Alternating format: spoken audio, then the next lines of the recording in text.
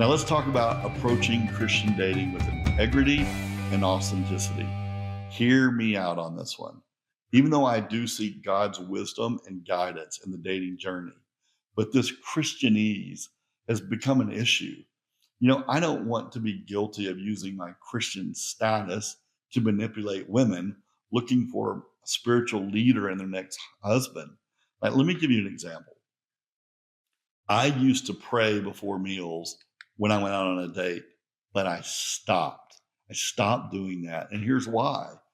I got told almost at 1,000%, batting 1,000%, no one has ever prayed before.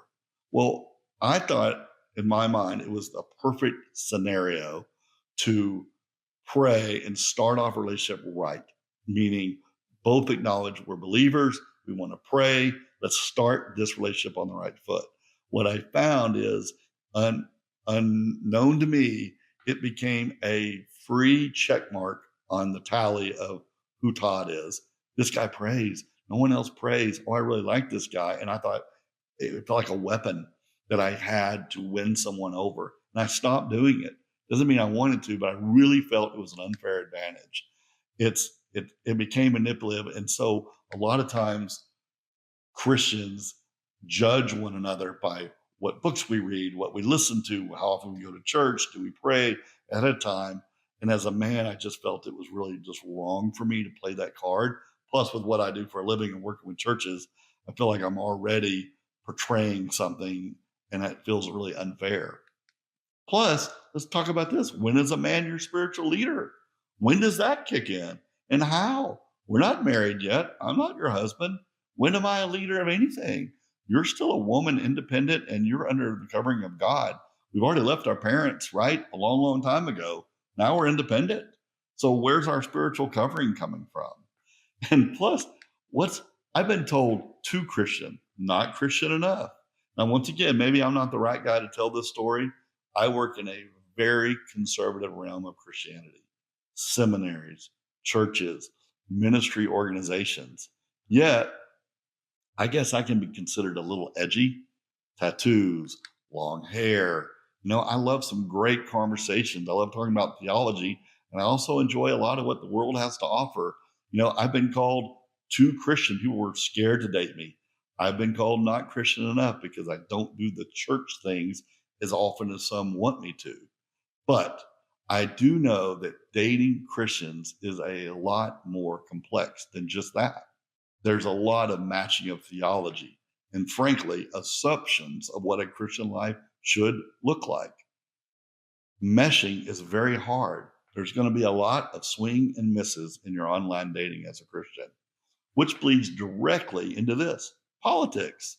So many online profiles have this statement: if you voted for Biden, swipe left.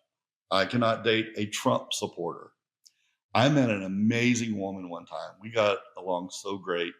She hated Donald Trump in a way that I had no idea. This is a 30-minute story, and I won't tell the whole thing, but she once asked me if I supported Trump. I don't even know what that means. In her mind, you're either for him or against him. And I had to sit here and navigate of, well, I don't support this, but I do support this, because everything's nuances and details. It's not as simple as love Trump, hate Biden. I mean, we make it that simple, but it's just not. There's this interesting survey that came out, and it said that back 30 years ago, only 30% of parents had no problem of letting their kid date somebody from a different political party. They said as long as that person loved their child, that was okay with them. They wanted to love to rank higher than the political affiliation.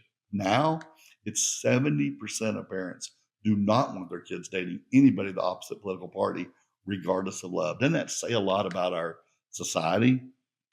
Don't make me preach right here, but the Bible is constantly showing us this balance between truth and grace, truth and mercy. And we as people, therefore our churches and our political parties, get this wrong all the time. We swing too far to the right or swing too far to the left. Too many of us make a mistake of politics and Christianity instead of talking and thinking through why we feel how we feel and challenging our own beliefs and assumptions.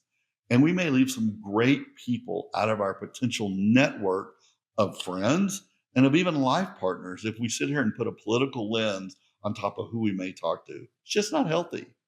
True Christianity does guide our worldview and our passion, but the gospel is not politics, nor is it American nationalism. And some of you need to take the time to see that difference. Okay, so you found somebody cool and funny via messaging, and you might be willing to meet. Well, first date suggestion. Like I mentioned before, video date.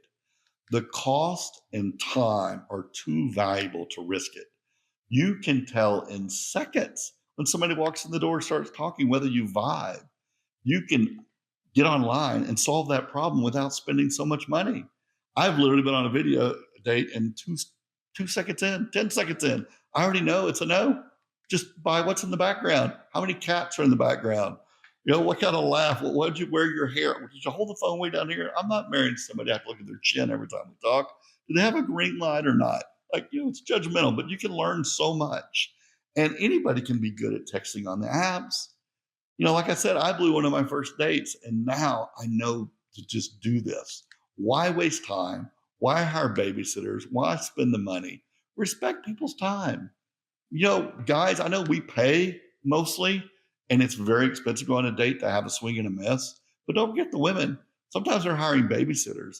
Makeup isn't cheap, right? They're putting money into this too. It's not just you go out and get somebody to eat with for your meal and you don't have to eat alone. Respect the other person's time.